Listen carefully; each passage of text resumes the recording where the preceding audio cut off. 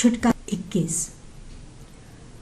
हे यहोवा, तेरी सामर्थ्य से राजा हर्षित होगा और तेरे किए हुए उद्धार में वो अति आनंदित होगा। तूने उसकी मनोकामना पूरी की है और उससे आशीषित करके उसने तुझसे जीवन मांगा तो तूने उसे दिया और का जीवन दिया। वैभव और प्रभुता से तो तू उसे आभूषित करता है। तूने तो उसे सर्वदा के लिए आशीषित किया है।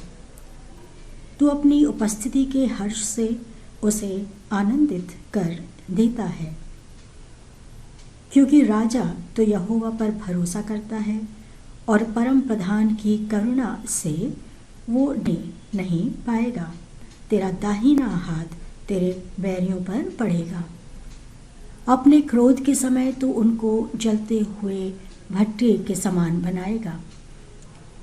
यहोवा उन्हें अपने क्रोध में निगल जाएगा और अग्नि उन्हें भस्म कर देगी। तो उनकी संतान को पृथ्वी पर से और उनके वंशजों को मनुष्यों में से नष्ट करेगा। यद्यपि उन्होंने तेरी हानि करने का निश्चय किया है और षड्यंत्र रचा है, फिर भी वे सफल न होंगे, क्योंकि तू अपना धनुष तान कर उनके मुंह को निशाना बनाएगा और उन्हें भगाएगा। हे यहोवा, अपनी शक्ति में तू महान हो। हम तो गा गा कर तेरे सामर्थ्य की स्तुति करेंगे। भजन संहिता 22। मनोव्यथा की पुकार। हे मेरे परमेश्वर, हे मेरे परमेश्वर, तूने मुझे क्यों छोड़ दिया है? तू मेरी सहायता करने से, मेरे कराहने के शब्दों से इतना दूर क्यों है? हे मेरे परमेश्वर, मैं दिन को पुकारता हूँ पर तू उत्तर नहीं देता, रात को पुकारता हूँ परंतु चैन नहीं पाता।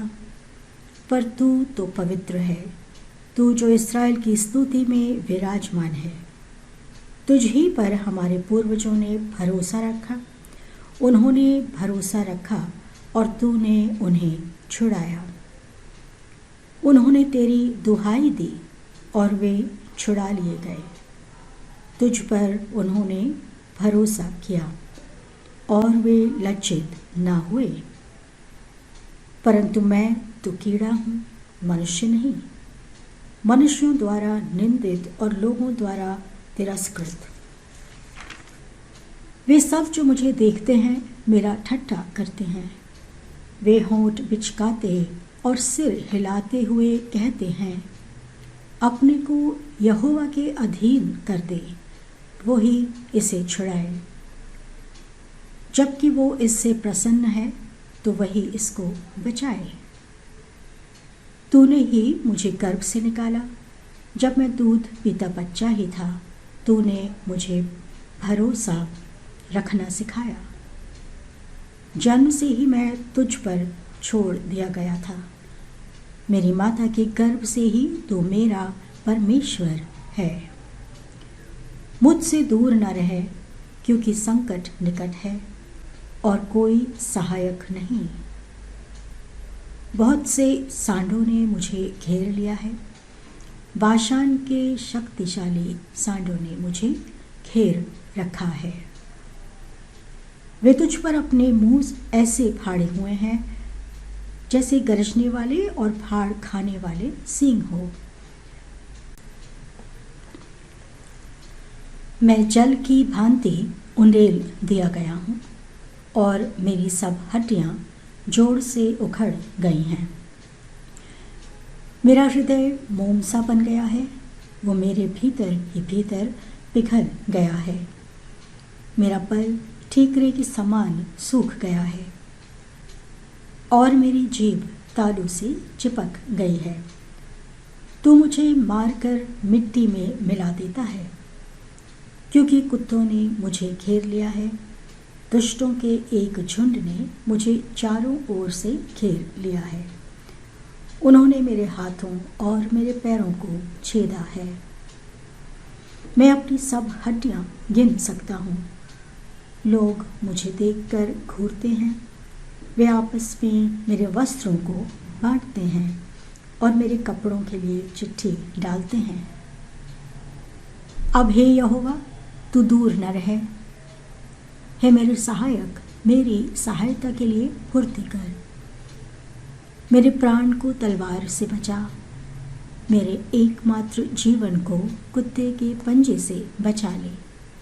सिंह के मुंह में से मुझे बचा ले और जंगली सांडों के सींगों में से तू तो मुझे बचा लेता है। मैं अपने भाइयों में तेरे नाम का प्रचार करूंगा और सभा के बीच में तेरी स्तुति करूंगा।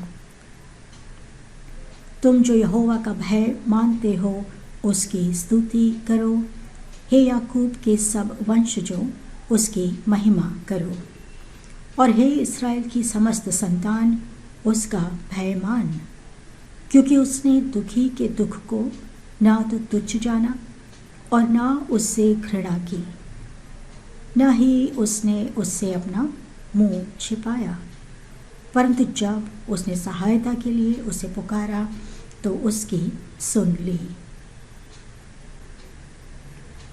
महासभा में मेरा स्तुति करना तेरे ही कारण होता है। मैं अपनी मन्नतों को उनके सम्मुख पूरा करूंगा जो उसका भय मानते हैं। दीन लोग भोजन करके तृप्त होंगे। जो यहोवा के खोजी हैं वे उसकी स्तुति करेंगे। तुम्हारे प्राण सर्वदा जीवित रहें।